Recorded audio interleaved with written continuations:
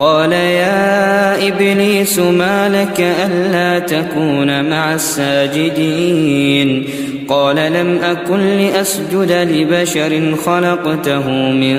صلصال من حمأ مسنون قال فاخرج منها فإنك رجيم وإن عليك اللعنة إلى يوم الدين قال رب فأنظرني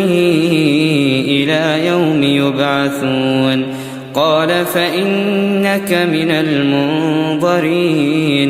إلى يوم الوقت المعلوم قال رب بما أغويتني لأزينن لهم في الأرض ولأغوينهم